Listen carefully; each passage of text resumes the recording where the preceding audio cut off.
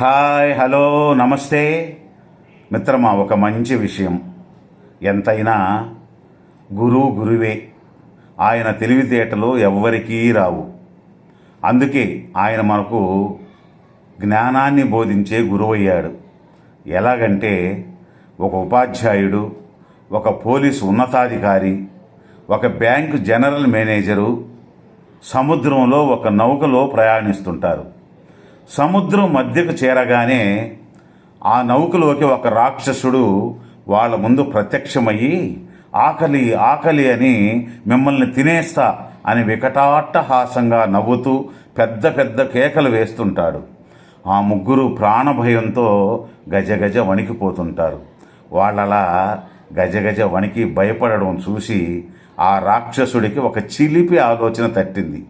వెంటనే వాళ్ళతో ఇలా అంటాడు, మీరు ముగ్గురు మీకు తోచిన వస్తువులను సముద్రంలోకి విసిరివేయండి.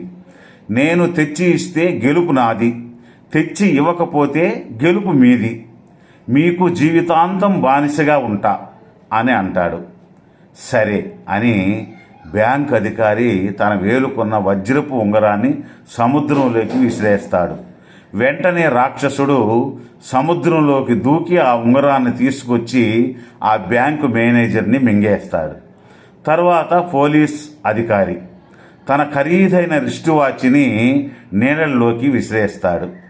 రాక్షసుడు సముద్రంలోకి దూకి ఆ రిస్ట్ వాచ్ని తీసుకొచ్చి ఆ పోలీస్ ఆఫీసర్ను కూడా మింగేస్తాడు.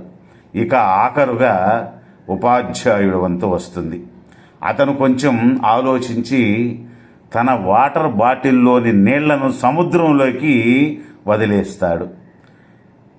నా మంచినీళ్ళని నాకు తెచ్చివ్వమని అడుగుతాడు ఆ రాక్షసుడిని. ఆ దెబ్బకి రాక్షసుడికి దిమ్మ తిరిగిపోయింది. అది ఉపాధ్యాయుడి దెబ్బంటే. అది విన్న రాక్షసుడు ఓటమిని ఒప్పుకొని ఆ టీచర్కి జీవితాంతం బానిసగా ఉండటానికి ఒప్పుకుంటాడు.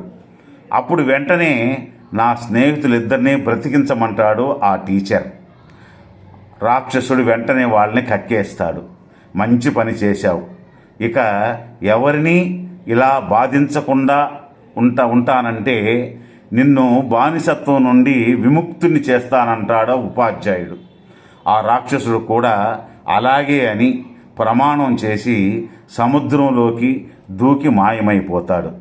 చూశావా మిత్రమా, ఎంతటి ఆపద వచ్చినా ఆలోచించగలిగిన వాడే ఉపాధ్యాయుడు. అందుకే ఆయన గురువయ్యాడు. సమాజానికి సమస్య వచ్చినప్పుడు తగిన పరిష్కారాన్ని సూచించగలిగేవాడే గురువు. అందుకే తల్లి తండ్రి తర్వాత గురువు అన్నారు. ఓం శ్రీ గురుభ్యో నమః. ధన్యవాదాలు. Thank you. రేపు ఒక మంచి వీడియోతో కలుసుకుందాం. జై హింద్.